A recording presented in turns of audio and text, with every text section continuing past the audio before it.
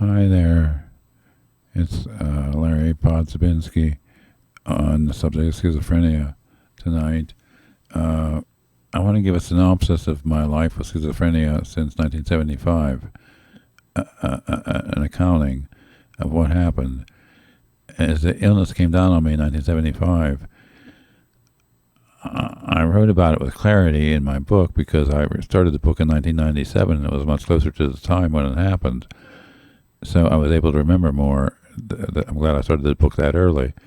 Uh, but what schizophrenia is it affects roughly 1% of the population anywhere on the earth, on the planet. Any 1% of the population. It can hit anybody at all, any generation in any family, or run multiple times in one generation or two in a family. But what it is a genetic predisposition to develop. When your brain develops, it hits guys about age 17, women about age 24 or 6, or 29 women get hit later in life. But what it does is your brain doesn't develop normally. It normally secretes brain chemicals that make all the thought processes and everything go on in our brains. There's normal brain chemistry, neuroelectric chemicals in there. So two of those chemicals, dopamine and serotonin, when they go too high of a level, you get schizophrenia. That's basically all it is. But when those two chemicals go too high, you get hallucinations, usually audio. You hear things and you just are in a statue state and just listening to things that you hear. You're paralyzed by it, And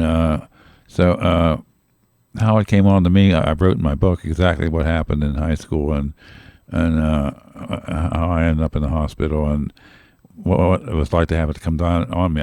Today I recognize any little iota of it. It was just non-existent in my perceptual spectrum, my life anymore. But because I take medication that works, I had to wait for the medication that worked, which was 20 years later after the diagnosis. So I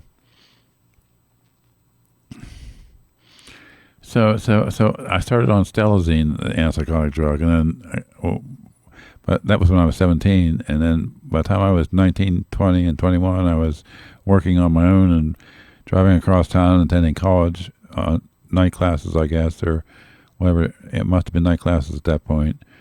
And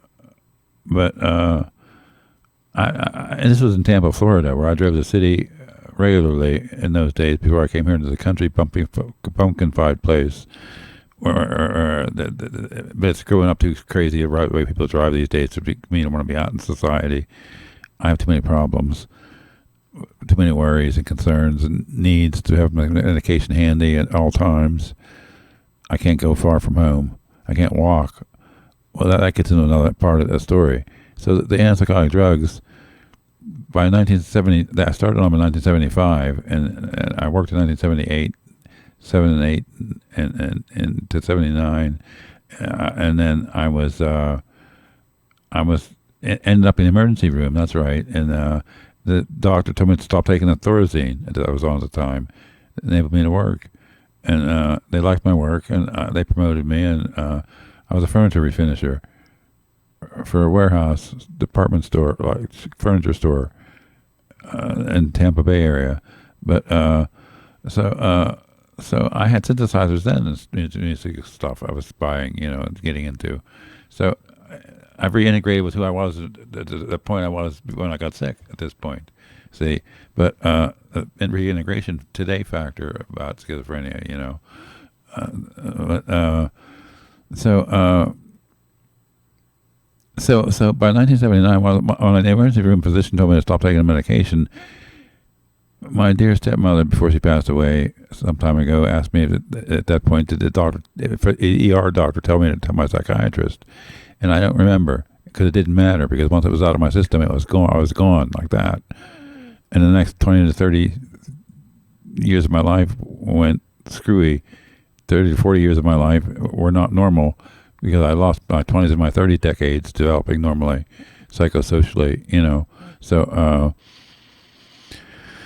But the medication I had to take and endure the side effects, the basic difference between, okay, so those were first generation antipsychotics, the thorazine and stelazine, and that was the 1970s. Until 1994, November, I was finally introduced to a first, second generation antipsychotic, which cured the whole thing like that over in 48 hours.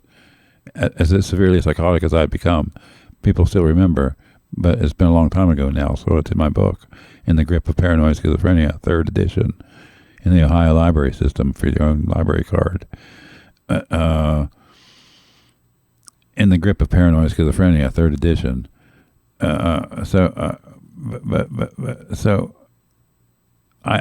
I was off the schizophrenia drug then in 1979, I had neighbors in the neighborhood, the duplexes I lived in, that were mental health workers, the same mental health center, just different places in there. And a neighbor or two worked in mental health. And they told me that what I was experiencing without the drug being in my system, because I was riddled with fingers tremoring and just moving in circles and involuntary movements, twitching on my arms, just muscles just jerking. I still get that right here. This was discovered in 1964 after the first medication was available in 1952. So they knew they covered. It was one of Big Pharma's dirty little secrets.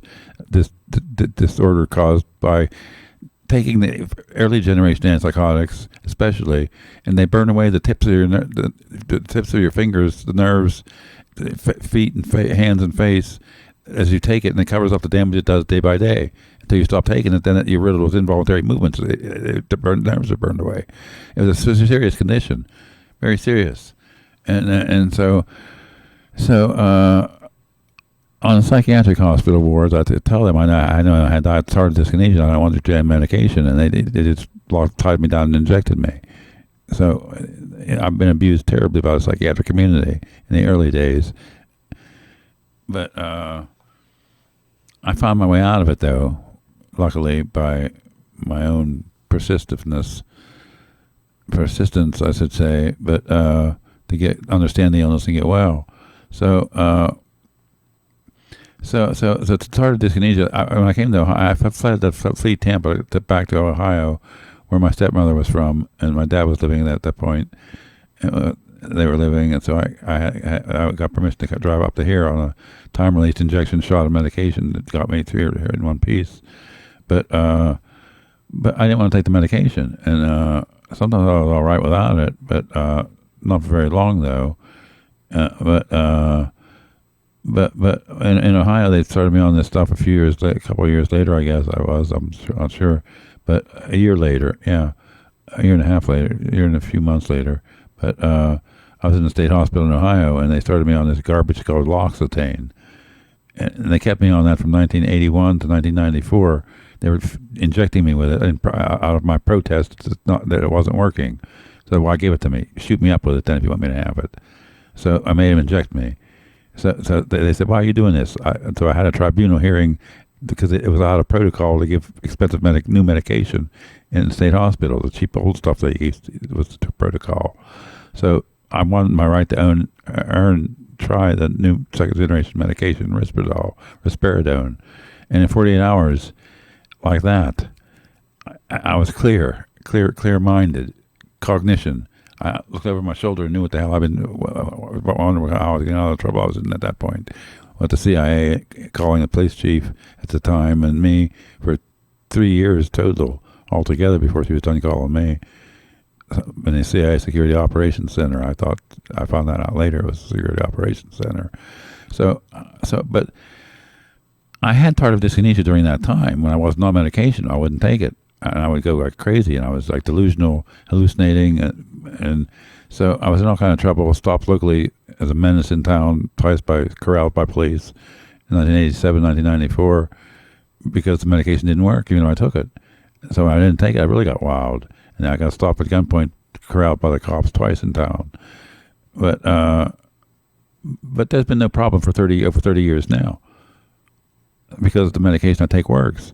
And when internet became high speed, I was able to research the illness much easier to my own satisfaction and understanding the nature of what I was living with. And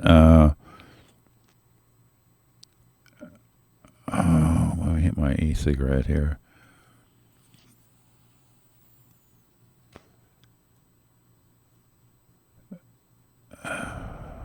Where the hell was I? I was in Ohio. Okay. So 10 years after I got on, I was out of the hospital on the risperidone. I was researching the illness, and I come across the third generation antipsychotic. The first generation worked on the whole brain. That's why you got side effects, bad ones, and like tardive dyskinesia. And 20% of people who use antipsychotic drugs get that. And it's the burning away of the nerves from the hands and the feet and the face. Okay, and involuntary move, shaking, tremoring, and stuff, So they invented a treatment for it in 2018. Since 1964, it was swept under the rug. If you talked about it, you were penalized, sanctioned against by the psychiatric community. So it's one of their dirty little secrets. So, but there's total 13 drug categories, counting antipsychotic drugs that can induce tardive dyskinesia. I can read them at the end here, but so the tardive dyskinesia got worse over the years on the L'Occitane, and then when I was not on any medication, I was really better off. It antagonized my nervous system. My handwriting improved without no medication. So I was better off in some ways, but I was crazy and psychotic profusely to anyone who would encounter me. So I didn't try to hurt anybody, but so I was just out there in my delusional land I was living in, described in my book. What goes on inside the schizophrenic mind, it's in there. People love that part of the book. But so anyway, years later, after I got on the third generation antipsychotic drug, my reasoning to the doctor was it only, the second generation only works on the parts of the brain it needs to, and the third generation only works on the parts of the brain it needs to, and then again only when it needs to. So my reasoning was, if parts of my brain aren't getting worked on when they need to, then this third generation won't cover it. So she tried me on the lowest dose. We both were happy, so we went to the next highest dose, second increment up, and left it there for 20 years. And in the meantime, my health was going downhill with my back condition that never bothered me in my younger life. But and it was just a year ago in 2024 when I stumbled onto the fact studying the tardive dyskinesia drug they put me on, and I was reading about tardive dyskinesia, and I discovered a significant finding. There are several tardive movement disorders caused by antipsychotic drugs. And one of them is called tardive dystonia, and it causes scoliosis. This is what I was diagnosed with my back 7 years ago. Now today, I was 60 years old, turning 60 years old when they diagnosed me, and they said you should have had it as a kid. And I clearly did not, because that's what I started to say. I was working at the furniture refinisher, and I had to occasionally put a sofa over my back and load it into the maxi van or a chair or a recliner, So I didn't have back problems as a teenage, 19, 20, 21-year-old, So then when I lived here, I was 26 when I moved into this apartment 40 years ago. And for the first 20 years anyway, 26 to 46, yeah, about then, I didn't have any back problems. I could carry a laundry bag over each shoulder. Just jog up to the mailroom, which I can't even walk that now, check my mail. I don't carry laundry up there or do anything at all with my back so bad. This is from the antipsychotic drugs, which I discovered. I stumbled onto this fact, just being astutely me, and I shared it with my clinicians and the email, the psych clinic, and they were all stunned and amazed that they'd never heard about this before. And the AMD who put me on this drug evidently never heard about this either, because the National Institute of Health knew, the Food and Drug Administration knew, and the American Psychiatric Association all knew. And yet none of them apparently told doctors to gauge people for these kind of curvatures of the spine or of the neck, of different things, truncal movement disorders, truncal movement, aberrations like my hip. If you see me in some videos, I should stand up and turn around here so you can see that too. When I read that at the end, you can see my back curvature, which is they say it used to be called hunchback across history. So this is a very painful condition, and it's because of antipsychotic drugs. I should be furious, but ideologically I am, but I'm not happy about this. But the tardive dyskinesia is controlled, though, because I can feel the surface of my skin again. I can feel my hands together and warmth from one to the other. I couldn't feel that before, the drug for tardive dyskinesia. So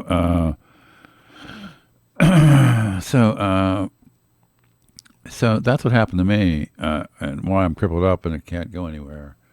And so the other antipsychotic drugs, well, first of all, let me try to show you how I look if I turn around. Stand. I'm just gonna. You see how my back curves like that, hunches me forward. That's what the scoliosis. You see how my back curves like that and hunches me forward. That's what the scoliosis does to me. So and it's very painful to walk very far, more than 50, 75, 100 feet, and that's about it. I got to sit down right where I'm at. I can't go in public.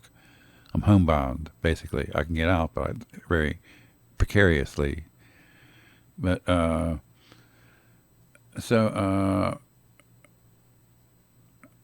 okay, so that was that. And I was doing further research recently, and I see that there are antipsychotic medications that can induce tardive dyskinesia.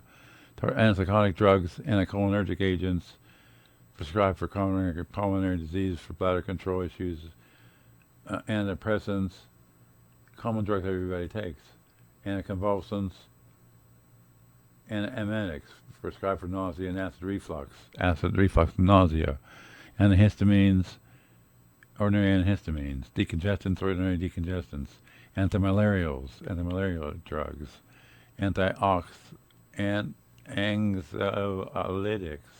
it's a broad term for several types of medication used for treat anxiety. Anti-Parkinson's agents, biogenetic amines, molecules in food that trigger this too. That was the last of them. Mood stabilizers. No, that's not the last. Mood stabilizers. Stimulants, both legal and illegal, have been associated with tardive dyskinesia. Mood stabilizer drugs, medications, stimulants, prevention and treatment. So that should be 13 drug categories that can cause tardive dyskinesia. We'll go backwards now. Stimulants, mood stabilizers, biogenic amines, anti-Parkinson's agents, anti-anxiety drugs, antimalarials, decongestants, antihistamines, antiemetics, nausea and acid reflux pills, and anticonvulsants, antidepressants, anticholinergic agents, and antipsychotic drugs. So, and this tardive dyskinesia is known about since 1964, and they didn't discover a cure until 2018. They kept swept it under the rug and kept it quiet. This is fucked up. I'm crippled now because of this, and I have no recourse except to go to the pain clinic, lifetime, rest of my life client, and accept the help from the home aides that I get from help me with things to do. I can't think I can do it at home anymore, even a shopper, and you get out the shop and carry anything, walk up far. They know how crippled I am. The aides see me 3 times a week, so it's a clusterfuck job by Big Pharma on what's happened to me, and I'm not happy about it, but that's the story. And you can read about it in my book, In the Grip of Paranoid Schizophrenia, 3rd edition. If you're in Ohio, it's in the library and system. And if not, well, the 3rd edition is the one you want, not the very previous ones. So I was holding this to 20 minutes, and we're getting on that now. So I'll have to watch this and decide if I'm going to run it or not, and post it or not, or I'll have to figure it out. But have a nice, lovely day. And if you take antipsychotic drugs, I wish you the best health, because it's a terrible thing, schizophrenia, what it does to you, and it's wonderful to be free from it. Cognitively, I'm better now than I ever have been with schizophrenia. It's just that the medication for it crippled my back. It's an irony, ultimate irony, and paradox I live with. Hey, I've got to continue this for a short ways. I thought, well, from watching it, some things I didn't needed to mention. So when I was taking off the aripiprazole, the Abilify, for causing the scoliosis, I was transitioned onto another a newer third generation drug, antipsychotic, Vraylar, Vraylar. And my cognition is far better. My mind is a far clearer cognition on this than the Abilify anyway. And I also want to say that as far as the tardive dyskinesia goes, I've done videos since beginning the tardive dyskinesia drug that they have me on in September of 2023. So if you go to my YouTube channel at DRPOD2 and click on my name, and it'll click on recent videos, and you'll see that I'm going back in time to that date, September of 2023, about the titration or optimum dosing of the tardive dyskinesia drug, and the nerves that came back on. The nerves burned away to the extremities. Also, I found run through the muscles in treatment. I found run through the muscles in the arms and the legs, too.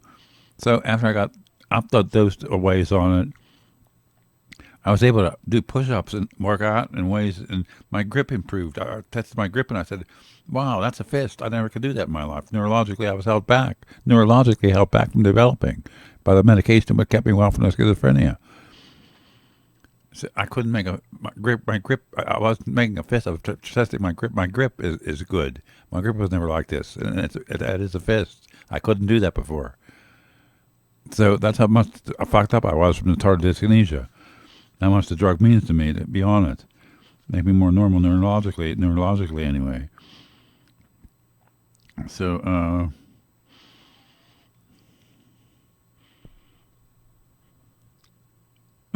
and I reported to my psych clinician, that to report to the drug company that makes the tardive dyskinesia drug that it had an off-label use of negative symptoms of schizophrenia, which we're getting to positive and negative symptoms now. Positive symptoms are not good. They're positive, you're psychotic. Psychosis, delusions and hallucinations and delusions. It's positive symptoms. Negative symptoms are like weird things, like you're weird. I had really weird hours of operation, and they were mainly. I was up mainly 2 nights out every 3. The third day I was make it a date. I was cycled uncontrollably my hours. I just made my appointments, and the doctors were happy with that. But when I got on the tardive dyskinesia drug, though, I became a day person. Right, my hours became much more regular and controllable and easier to control, and more scheduling ability now than ever before. The more time was going on, the better the schizophrenia has gotten or whatever. So, besides that, I wanted to say, too, that as far as my book goes, in my videos, if you look at my videos and go backwards until September of 5 years ago, must have been 2020, I guess. But the lady who was the assistant director of social work when I was at the state hospital last time, and that CI was involved, they went through her, the federal government, to check on me or inquire about me. And she came here with her husband and did an interview with me about my 25th anniversary of wellness. So it was called, her name's Susan Culbertson video. Susan Culbertson video in my videos. It's a 25-minute interview. It corroborates everything in the book, and including the part that she kindly put in the 3rd edition. I mean, bless them for that day, that visit, and that going out to dinner afterwards. the 25th anniversary. Now it's the 30th anniversary with this year. No celebration. So, but anything else you want to find out about schizophrenia is probably in my book. It seems to open a lot of people's eyes to the little known vague disorder it is to people, even who've had psychology classes, and they say hearing voices, what, they don't get it. I understand that, and there's no sign of it anywhere around me. I could see it coming in the shadow, creeping, speaking to me or something. So that's how it appears, and I'm free from all that, especially on the Vraylar. I got real clear mind, cognition, reality, perception around me. So. You can get well with this, but it can be a long, hard road to hoe, I'll tell you. And so I talked about my muscles doing push-ups, but my back couldn't handle the push-ups, so I do them on my knees now. But I was neurologically held back from developing by the medication for schizophrenia. So I'm finally getting results now, but my back, it's caused my back, the very medication makes me well, crippled my back. That's just the facts. That's just the facts. Big Pharma wants to deny it, but that's the fucking facts.